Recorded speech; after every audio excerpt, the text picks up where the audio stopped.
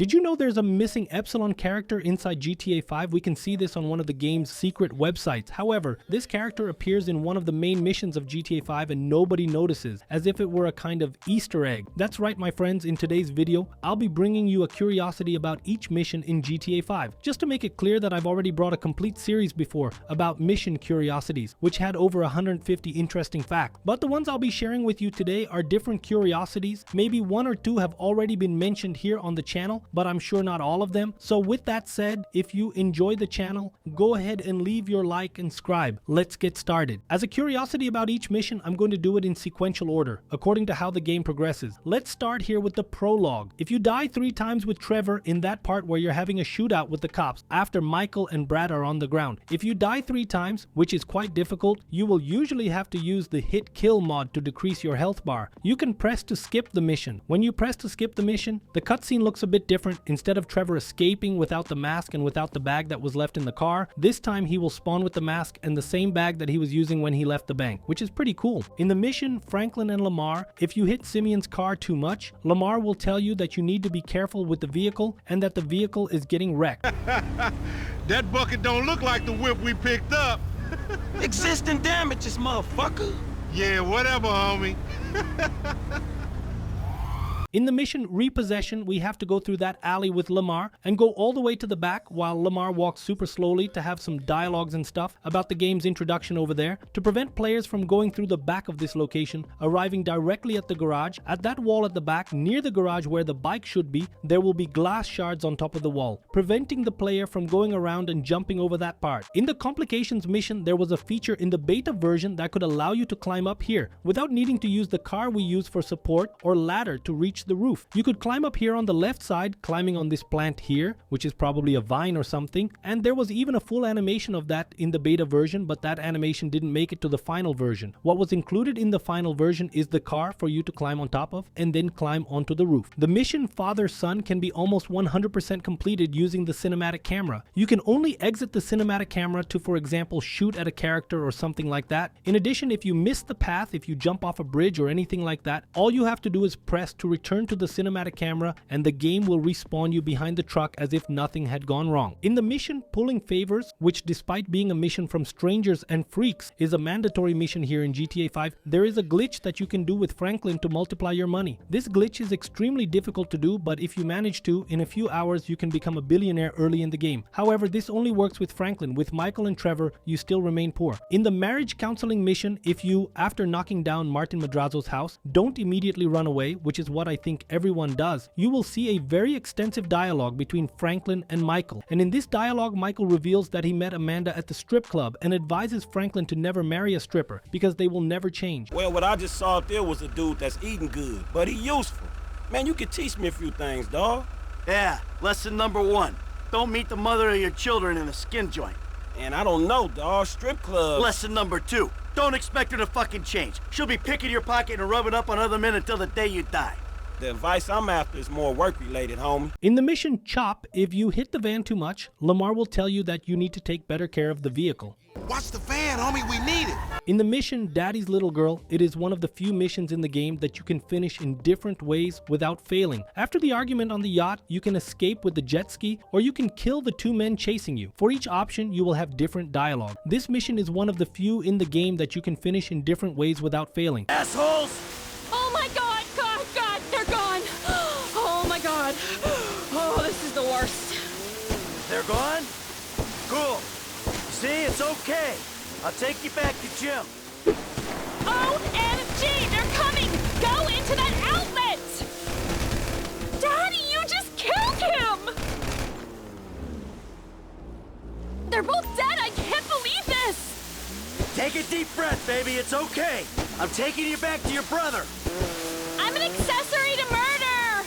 No, you're not. You're an accessory to self-defense. Have I, got to be a witness because I did some blow? You did blow? Yeah, I did some blow, and that might, make my testimony inadmissible. There he is! Jimmy, you D-bag!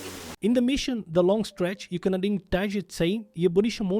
can notice a great similarity with the mission from GTA San Andreas, where all the families groups meet to make peace. In this GTA San Andreas mission, the families go to a hidden location to do business, things go wrong with the police somehow showing up, and it ends in a shootout. And as soon as you leave the location, a police helicopter will be waiting for you. The similarities are quite significant. In the mission Friend Request, despite Michael being a very experienced thief and criminal, after sabotaging the prototype inside Life Invader, he leaves his backpack there, which contained fingerprints, DNA, and so on. However, despite these traces, the police never catch up with Michael. It could be that Lester somehow interfered since Lester asked Michael to do that job, or it could simply be a plot hole. During the jewelry heist inspection mission, Michael receives a pair of glasses from Lester to take some photos inside the jewelry store. The interesting thing about this is that the glasses make Michael immortal and intangible. Even if you are wanted, all you have to do is activate the glasses' vision by pressing the right button on your controller's directional pad, and Michael will become immortal and intangible, making him untouchable by anyone. In the jewelry heist planning mission, Bugstar, if you go through the back and listen to Bugstar employees' dialogue, you will notice that they themselves plan infestations in customers' homes, putting insect eggs among other things. It's a really funny dialogue. Infested sheets for planting. Check. Pregnant bugs. Check. Hydrogen cyanide. God forbid we gotta kill some bugs. Check. More bedbug larvae. Can't have enough of that stuff. Chizek. Some rubbers, just in case. Check. Pest control license from the city of Los Santos. Ha! Check. Everything I need to cause a plague of vermin. But just in case, from the top. In the beta version of the jewel store job, instead of motorcycle helmets, the characters wore balaclavas to hide their identity. This can be seen in the early trailers of GTA 5. If I'm not mistaken, there are actually two differences that occur, but the coolest one is that they are wearing balaclavas. In the mission Mr. Phillips, there is a very funny bug that you can trigger. If you reach a wanted level before getting to the bikers, it can be 2 stars, and if you get killed as soon as you reach the bikers but still have the wanted level, you restart the mission and a functional replica of Ron and Wade will spawn. This can happen infinitely, basically almost crashing the game. In the mission Nervous Ron, to get the gold trophy in this mission, it is mandatory to pass under 6 bridges after stealing the plane. If I'm not mistaken, the name of the trophy is 6 bridges 1 plane. I think that's it. It may seem difficult as most players have the impression that you can't miss any bridge. However, if you pay close attention to this route, you will see that there are 8 bridges in total, and with that you can choose the 2 most difficult ones to skip. If you don't kill Ortega in the Mr. Phillips mission in the Trevor Phillips Industries mission, he will come after you along with the Aztecas at the end of this mission. In fact, he calls out Trevor and says he came for revenge. It's Ortega!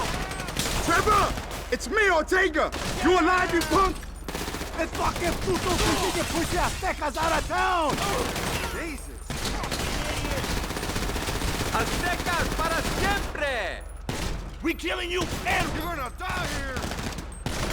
In the mission Crystal Maze from the PS4 version, or in other words, in the first generation, which is PS3 and Xbox 360, it doesn't work. You can access Fort Zancudo or any police area in the game without getting wanted. You can go to the police station in Los Santos, to Fort Zancudo and so on, start fights with everyone, steal any type of vehicle, even from inside Fort Zancudo, and you won't have any wanted level on you. In the mission Friends Reunited, after this mission, you can find Franklin and Michael and have them meet up with Trevor before they meet up normally through the missions. With Franklin, you just need to mark the location on the map and go with Trevor to meet up. To meet up with Michael, it's a slightly more complicated process, but you should start the mission Fame or Shame with Michael, kill yourself, and press to exit the mission. When Michael spawns at the hospital, just go there with Trevor and meet up. In the Fame or Shame mission at the end, Trevor tells Laszlo to dance to make fun of him and starts recording. A very interesting part that many people didn't pay attention to is that Trevor quotes a snippet of Snoop Dogg's song, "Drop It Like It's Hot." Drop it like it's hot, alright? In the mission Dead Man Walking, even though it doesn't make much sense, if you don't react with Michael, the doctors won't realize that Michael is alive and breathing, which is at least strange because if the guys open a body bag, you'll be able to see the guy's belly moving, the nose breathing, and so on. It could be considered a script plot hole, or simply accept that this is a game and not everything needs to make sense. The mission Three's Company is the first mission in the game where we can play with all 3 characters. In the mission Buy the Book, despite the impression that Mr. K was released at the end and managed to escape after Trevor took him to the airport at the end of the mission and so on, it is unlikely that he actually managed to escape as he was completely injured, having been tortured, probably without documents and money. This leads to the belief that he was probably interrogated by the airport police and then simply disappeared. This could be an indication that the FIB found him again and this time made him disappear for good. In the mission Hood Safari Timidik Chapai, if you pay close attention, you will see that the jet skis have the colors of the protagonist. There's a blue one, an orange one, and a green one, representing orange for Trevor, blue for Michael, and green for Franklin. In the mission Did Somebody Say Yoga, Saratoga. We can see Jimmy buying magical substances from that guy at the restaurant where Michael ends up taking him. The curious thing is that 10 years later we can see that Jimmy hasn't changed at all and continues to do the same things, because in the Cluck and Bell heist in GTA Online, we can see him from afar still buying magical substances at the same place 10 years later. In the mission Hotel Assassination, you can see a character from the Epsilon who was supposedly missing, according to one of the game's websites. In this mission, you can see him passing behind Lester right at the beginning, when Lester sits on the beach bench to talk to Franklin about the assassination they are going to commit. In the mission Scouting the Port, there's a really cool stop that many people didn't notice. When we're going with Floyd here to this first machine, actually to this first vehicle here, where we have to pick up these two containers, if instead of going straight to the vehicle, you go to the right a little bit before, you'll see that there are two Merryweather soldiers beating up a port worker. It's hard to understand exactly what's going on there and all, and if you go too close there and stay really close to the guys, Trevor will be exposed and the mission will fail. But it's really cool to see this interaction. In the mini sub mission, you don't need to board the ship and release the submarine there. You can simply go outside the ship, use a silenced weapon, and shoot at the ropes holding the submarine. Once you do that, the submarine will fall into the water. Just get in there and start the mission. In the mission Cargo Bob,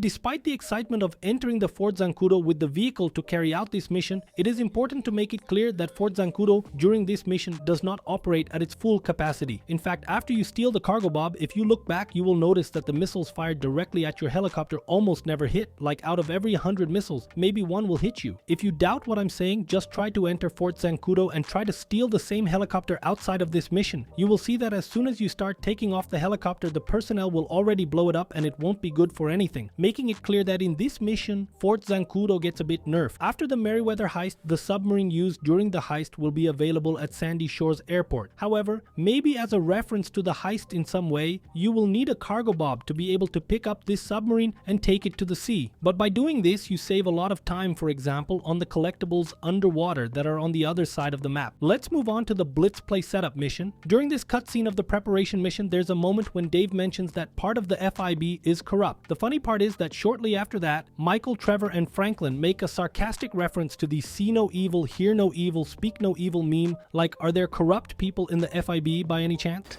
Some of it is pretty corrupt.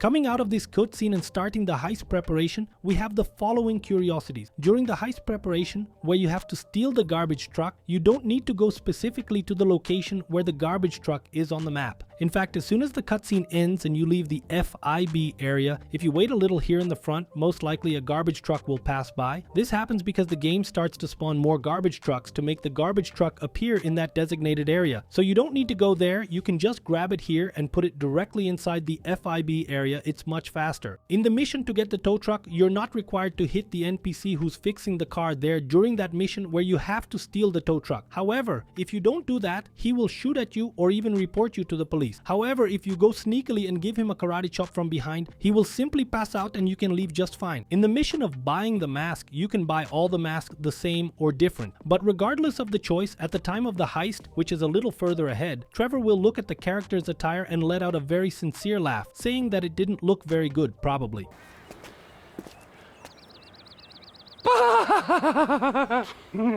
The jumpsuits that we can buy at Ammu-Nation to pull off this heist are not available before or after this heist. This would save a lot of time if you were a speedrunner who had already been to Ammu-Nation before. Specifically during this mission, these jumpsuits are available for purchase. After the mission or before it, you can't come here and buy it. For those who have already played this heist, it may seem like the getaway car doesn't make much sense, as the required getaway car is a 4-door vehicle. However, when it comes time for the getaway itself, only Franklin gets in it. So, many people end up getting confused, but the truth is that the car is designed for everyone to be able to escape together in that vehicle. And then, unfortunately, among other things, only Franklin ends up using that getaway car. Michael and Trevor escape in a different way. During the Blitz Play heist, the armored car, after being hit by the truck and flipping over, becomes completely immune to any kind of damage. If you shoot a grenade launcher, RPG, or anything at that armored car, or even at the tow truck next to it, they won't be damaged and nothing will happen. The only thing programmed to trigger something there is if you throw a sticky bomb on the rear doors of the truck, then they open in the cutscene cutscene. Even if you shoot at the doors with a grenade launcher or RPG, they won't open. In the mission I fought the law, the developers placed an escape ramp inside Fort Zancudo and disabled the wanted levels, encouraging players in this mission to enter Fort Zancudo and explore there. You can go through that ramp on the outside. There is no explanation in the game for that ramp to be inside, right? It simply appears there during the mission and then disappears, leaving it quite obvious that it is for players to explore Fort Zancudo. In the mission Mr. Richards, when you have to fight with Rocco Pelosi, you can grab and point a gun at him and the mission will not fail. However, he won't surrender. He will just stay still with his hands up while you're aiming at him and will make some comments about it. After you put away the gun, the fight will continue as usual. In the mission Queda Libre with the pursuit of this plane, you will discover some of the best routes in the game, and if you memorize well the locations we pass by motorcycle here with Trevor, you can do missions that cross a good part of the map in about half the time you used to. Because here, you're taking shortcuts that save curves and roads that are really a pain. In the mission deep inside, you're not required to eject the lady in the passenger seat, who is an actress there that keeps yelling at you and messing with the car's steering wheel. If you simply stop the vehicle before or after killing the guards, she will get out and flee the car. This helps a lot because while she is inside the car, she keeps grabbing the wheel and interfering with the driving. And if I'm not mistaken, one of the game's trophies is the no scratch trophy, which becomes very difficult with her inside the car.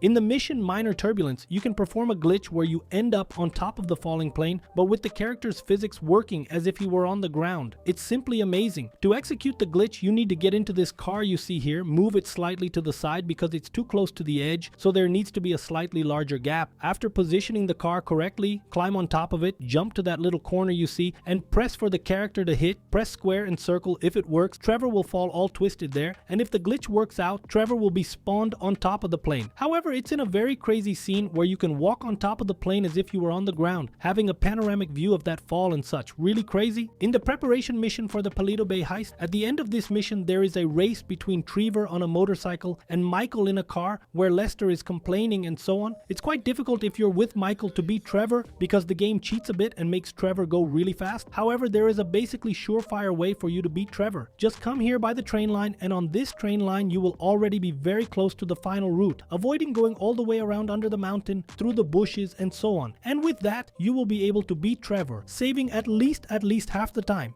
In the mission Military Hardware, it's the only mission in the game where you see a military convoy passing by. According to Lester, in the preparation mission for this heist, convoys with weaponry frequently pass through there, heading towards Fort Zancudo. However, outside of this mission, it will never be possible to see a convoy again, neither before nor after. It would be really cool. Let's suppose that we wanted to get rare weapons or something like that. If we could actually rob these convoys, it would be simply insane. The mission Predator can be started in two ways. The first one would be after a call from Franklin to Trevor. This mission will be unlocked. Over at Trevor's trailer, the T icon will appear on the map, and then you can head there with Michael or Trevor, and the mission will start with a really cool cutscene which is actually quite long, where Patricia Madrazo even slaps Trevor in the face because he was sniffing gasoline. However, if you want to be much faster in this mission, if you want to speedrun GTA 5, just at the moment of Franklin's call, when Franklin is calling Trevor, switch directly to Franklin through the character menu. With that, the mission will start with Franklin chasing the O'Neill brothers, skipping all the cutscenes and dialogues that came before this part of the mission. The Paleto Bay heist is the only mission in the entire game where we get an active response from the military to a robbery. According to some internet theories, this happens because the characters are using stolen army equipment, and that's why the army went there to confront them directly because they were stolen from. According to some people who have served in the military, having equipment stolen from the barracks or something like that is completely unacceptable. That's why the guys went after them. The mission Derailed carries a slightly interesting plot hole, or at the very least a nonsensical detail, because in reality there is no explanation. If you observe the trains outside of this mission, you may notice that the drivers or engineers are always on the left side controlling the vehicle. However, only in this mission the engineer will be on the right side. You can see this when Trevor enters there and hits the engineer's head on the panel, and so on. The ending of the monkey business mission would be a little different in the beta version. According to files within the game, at the end of this mission there would be a slightly intense shootout, and Dave Norton would be on top of the container that has the toxin. He would be there lying down shooting at the enemies. I think Dark Viper AU himself himself made a video redoing this scene using mods and other stuff. I think it was him and another guy together. If you're unsure of how it would be, take a look there because I'm not going to show it here, just in case something goes wrong. In the mission Hang 10, Trevor takes care of Floyd and Deborah. However, even after he stops living in that house, if you keep lurking around that house, going around, throwing bombs, among other things, Trevor will send a text message and make calls to the character who is there, as if Trevor still lived there. Furthermore, even after all this mess, the garage at that location continues to work. In other words, even after Floyd and Deborah die, you can still store vehicles in that house. In the mission Surveying the Score, for some reason that is not explained in the game, only during this mission and during the big score as well. There is an open hole that allows recording inside the tunnels to carry out the planning of the heist. I wish there was a little more detail in this part, like dude, it's open because they are doing I don't know what, go check it out. The mission Bury the Hatchet is the only mission in the game that has a difference of about 50%, maybe even a little more, between one version and another. Because for those who didn't know, if you start this mission with Michael, it will be one way. You will see a whole perspective of betrayal. You will be able to drive a car inside Ludendorff, take a commercial plane there, among other things. It's very different. However, if you start this mission with Trevor, Trevor will steal Michael's car. And then you go to Trevor's airport where you will talk to Ron, etc. over the phone, and you will go with a small plane straight to Ludendorff as well. Regardless of the character you choose, the initial cutscene and the final cutscene, actually there after the shootout inside the cemetery, are exactly the same, but between these two spaces, the mission changes completely. If in the mission Pac-Man you wait for all the dialogues between Lamar and Trevor, you will discover how Lamar and Franklin met. Also, how Trevor and Michael met. These dialogues are little known by players, as the dialogues in this mission are extremely extensive. Basically, even if you drive all over the map with this truck, I think you don't hear half of all the dialogue. So the ideal for you to be able to hear all the dialogues of this mission is to start the mission,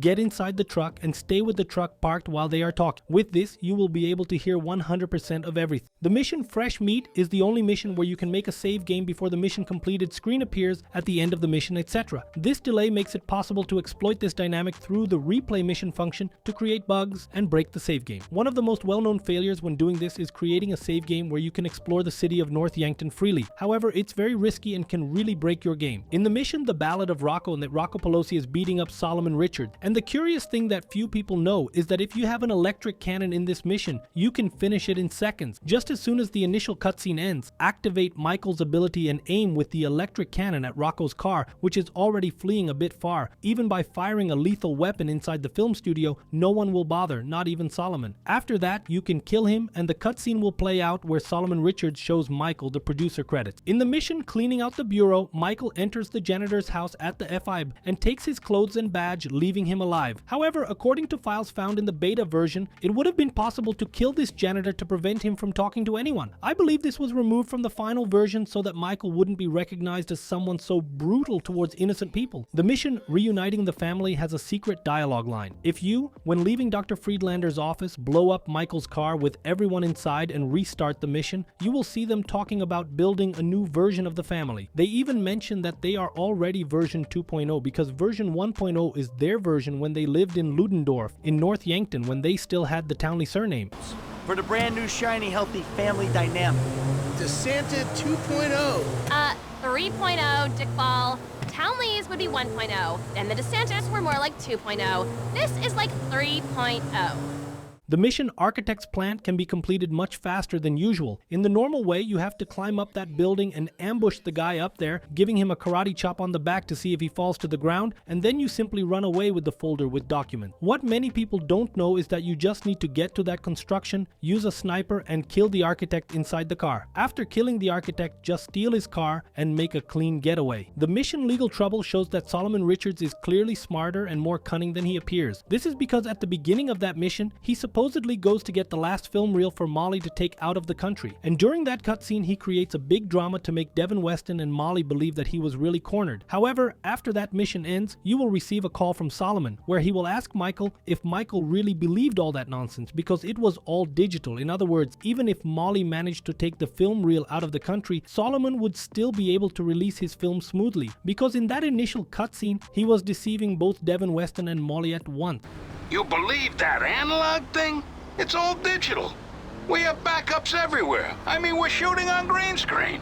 Well, you could have told me. I'm sorry. Look, I thought you knew. If during the FIB rooftop heist you have Michael monitoring the computer all the time and leave only Franklin in the shootout, you will see that the transferred data contains information about everything Michael, Trevor, and Franklin were doing since the prologue. A lot of stuff, literally everything, which means that if that heist didn't happen and they didn't get rid of those files, it's pretty much certain that after a while they would be caught. In the mission, the wrap-up Uwachu, despite being shot in the exact same leg as before and being cornered by teams and rivals, Steve Haynes manages to escape faster than anyone else and without any major damage. This proves that he is truly a great agent and was able to make his way out on his own even while injured in the same leg as before. Or maybe he simply learned the art of teleportation. The mission Lamar Down is traditionally started with the positioning strategy of the characters and so on. However, what some people don't know is that this can be completely ignored, and it kind of makes the mission weird. Because if you start the mission in the traditional way, you will see a cutscene where the Balas are taking captured Lamar, like the guys are walking down there and so on. However, if you approach from the side from the train line or wherever, the shootout automatically starts. But Lamar is already spawned there where he would be. Like, he's not coming from down there anymore. He appears directly at the location where we have to save him. In the mission Meltdown, whenever the shootout outside Michael's house ends, which is kind of like the end of the mission and all, if you enter through the front door, there will always be a soldier inside the house sitting and shooting at Mike as if he was injured but still able to shoot, even if you had previously killed everyone and were absolutely sure of it. The cool part of discovering this is that it only happens if you enter through the front door. If you, for example, enter through the garage, this doesn't happen. Either the guy will already be dead on the ground, or he will be pointing at the door and you can kill him.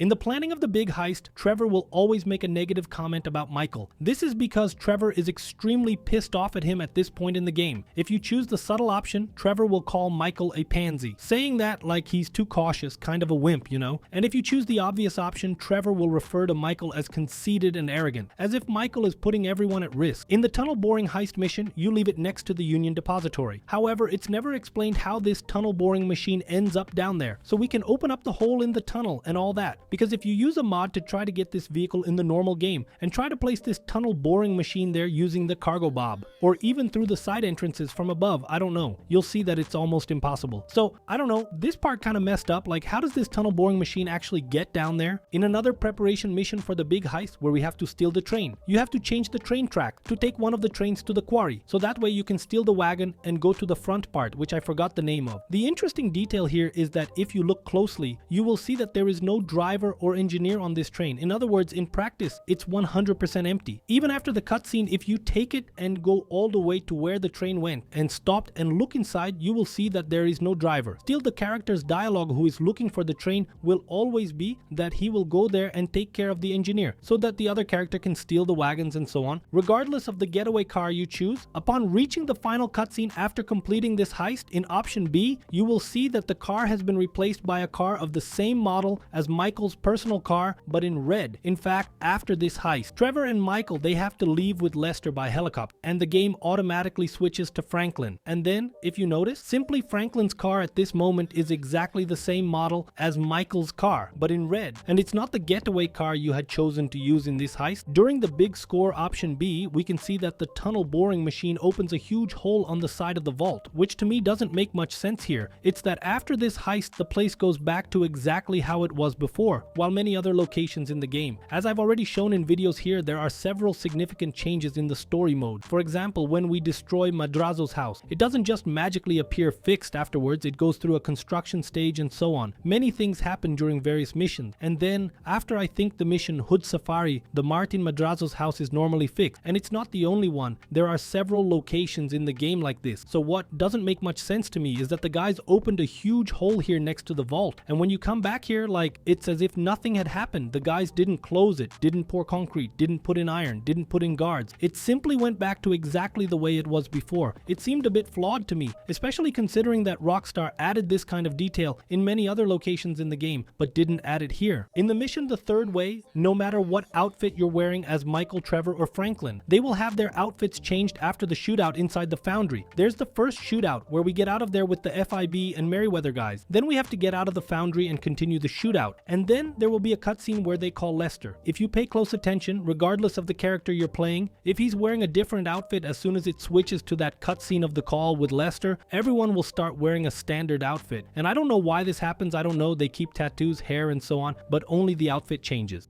There are some really cool stuff in GTA 5, like finding out that Rockstar changed character models and clothing, leaving the PS3 with exclusive versions of various things in the game. If you want to understand better what I'm talking about, click here next to this yellow arrow to watch the full video of all the differences in GTA 5 from PS3 to PS4, and man, trust me, it's awesome. So go ahead and click here now before smashing that like button. Big hug, and I'll see you in the next video. Peace out.